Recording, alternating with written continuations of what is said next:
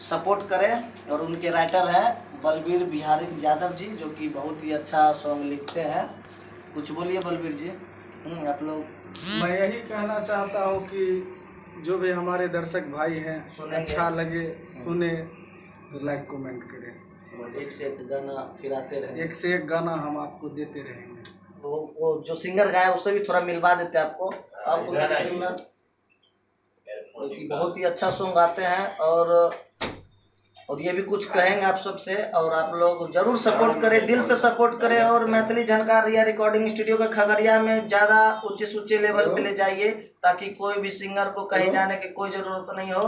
ना किसी को यहाँ ठगा जाता है, ना किसी को लूटा जाता है। यहाँ आप सबका प्यार दुलार से काम किया जाता है। और रिकॉर्डिंग मिक्सिंग जो भी है मेरे चैनल पे देखिए। और आप लोगों को बढ़िया सिखा आप लोगों को गवाया जाता है गाना यहाँ पे। और यहाँ पे खाना पीना रहना सब व्यवस्था है बाहरी लोग के लिए या पास को लोग के लिए, जो भी है जिसको अगर रहना खाना सब हम लोग फ्री में देते हैं।